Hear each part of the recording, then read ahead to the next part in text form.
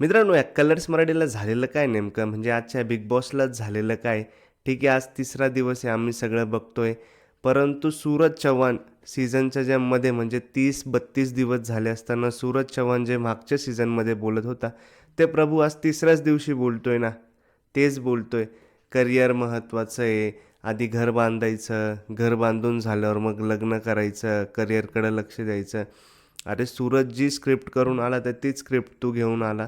लोकांना येड्यात काढायचा धंदा लावलेला आहे. जे आता परत एकदा हा घर बांधणार, मग हा लग्न करणार, परत नेम, फेम हेच शिकून आलेला आहे. तर प्रभूने ह्या सगळ्या गोष्टी टाळल्या पाहिजे असं मला वाटतं, की हे सगळं सूरजचंच बघून आलेला दिसतोय ना तो. करिअर महत्त्वाचं आहे. सूरज 4-4 वेळा त्या देवीचं नाव घेत होता. आपल्या मरीमातेचं नाव घ्यायचा. तसं हे पहिल्याच दुसऱ्याच दिवशी येडूआईचं देवीचं नाव घेत असतो. हे सगळं सूरज चव्हाणसारखी स्क्रिप्ट आहे मित्रांनो, दुसरं काहीच नाही आहे. आणि फार बोर वाटतंय देवाधर्माचं नाव घेणं, त्याबद्दल तर काही नाही विषय.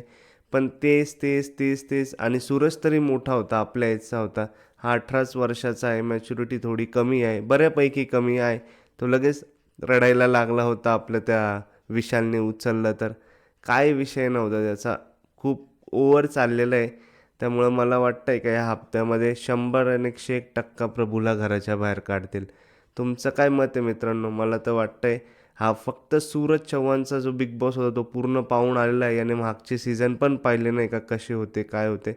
आणि बस आपण सूरज चव्हाण झालोय, आपणच विजेता आहे असं प्रभूला वाटतंय. बाकी परिस्थितीविषयी वगैरे माझं काही म्हणणेलं नाही. काही भरपूर जण मला ट्रोल करतील, उलटं-पालटं बोलतील, की आपल्यातलाच माणूस पुढं गेला आहे, मोठा होतोय, यांना सहन होत नाही.